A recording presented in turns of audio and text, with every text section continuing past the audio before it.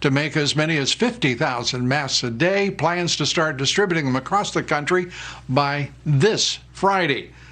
Well, joining us tonight is the CEO of one of those patriotic American companies, Mike Lindell. He's the inventor and CEO of MyPillow, a great American without any reserve. Great to have you with us, Mike, and congratulations and thank you for what you and your company are doing for particularly the healthcare workers around this country who desperately need all of this personal protection equipment. Yeah, thanks, Lou. And we didn't even hesitate. I've always been about helping people, and and all my employees, we got it done in 3 days. Once I decided we were going all in, we've got it's almost 200,000 square feet.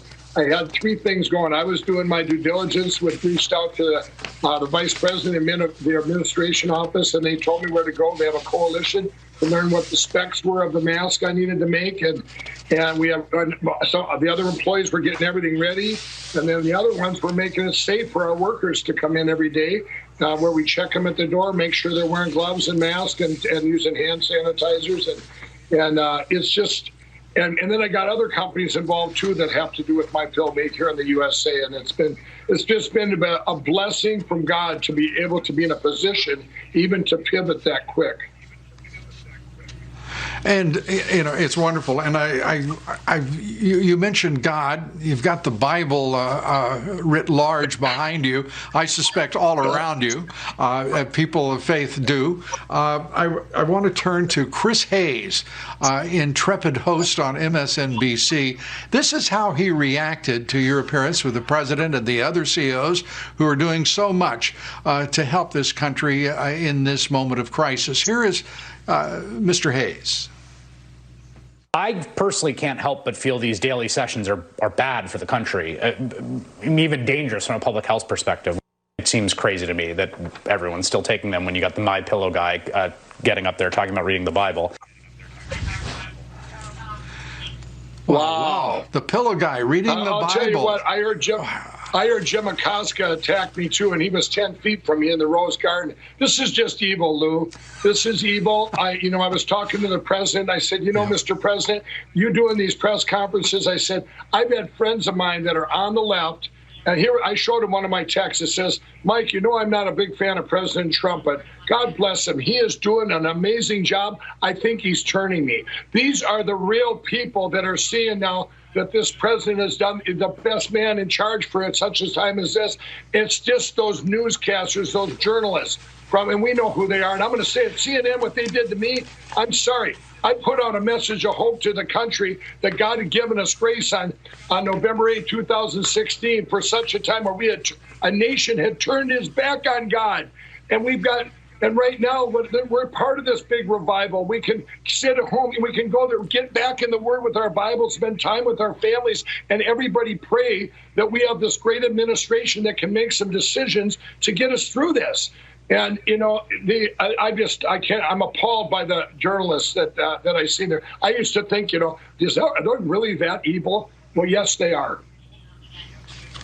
Yeah, it's, and it's so nice to hear words spoken by a man of faith, to hear your passion for the Lord's word. And I have to be honest, I am a petty sinner. I am just reveling in just thoughts about the left all across the country as they heard your words here tonight, having a fit. Yeah, I've got some atonement to do. Yeah, and I want to say something, too. Well, I went to the White House for a roundtable event. I didn't know I'd be speaking out there, and we were a roundtable, and I was at the White House for 5.5 hours, and I got to hear firsthand how, this governor, it was a Democrat governor, asked for help, and the help that he needed would have took 8 months. Our president, he knows how to take shortcuts. You know what? We're going to do it in one day. He reached the FDA, boom, done. And I told my friends, I said, you know what? It goes back to that old doctor thing.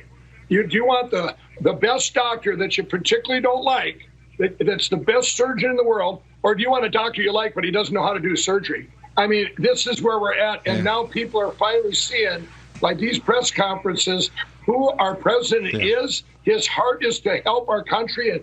And you know him, Lou. One of the things he's got a gift, is he takes a problem, he listens, takes in all the information, and he comes up with a solution. But he knows how God's given him a gift that he knows what it's going to manifest to. And I tell you, I feel a lot more secure having been at the White House and hearing all this stuff. I truly believe most Americans feel far, far more secure having this president in the White House than they would any other American. I think that'll be tested again in November, and I know that this president has a very good vision of the future, and I think it's shared by most Americans as well. Mike Lindell, you're great to be here. We appreciate it, and look forward to seeing you here again soon. Thanks so much, Mike. Thanks for having me. God bless you all.